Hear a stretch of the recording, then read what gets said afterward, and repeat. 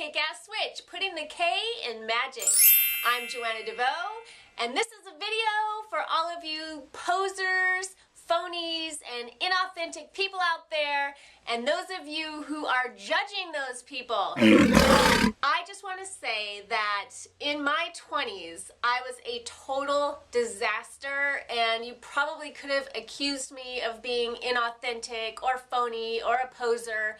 I tried on so many different careers and styles and friends and ways of being in the world because I was a little bit lost in trying to find myself, and I think that this is something that teenagers typically go through, but I see it a lot in 20-somethings as well. There's a really funny pin, me and Pinterest, you know, I always have to refer to Pinterest because I love it, but it says something about, I always feel like I'm 20 until I'm hanging around a bunch of 20-year-olds, and then I remember, oh yeah, I'm not. There's just a big difference between being in your 30s and being in your 20s.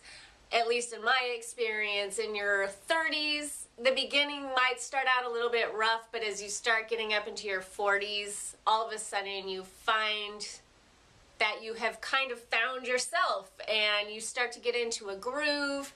This starts to happen, I notice, a lot in your mid-30s. It could happen in your 20s. It could even happen in your teens. These are not like hard and fast rules. This is just an observation.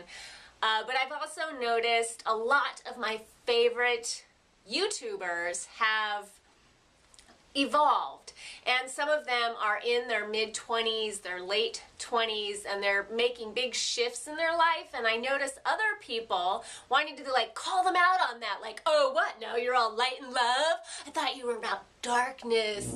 And even some people have gone so far as to call them liars or phonies, and I just want to say, so what?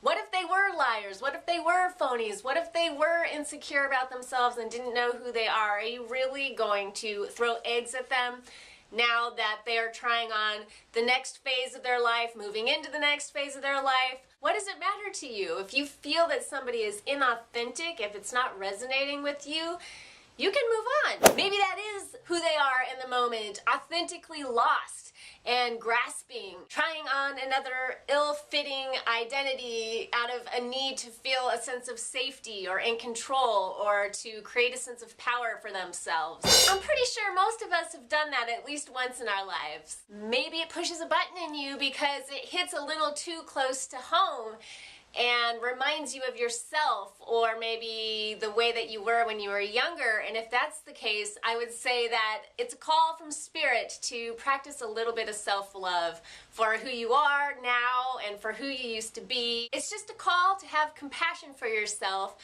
for the times when you were a little bit lost or maybe acting like a fool. And of course, it could just be a warning to keep your distance and to keep your money in your pocket.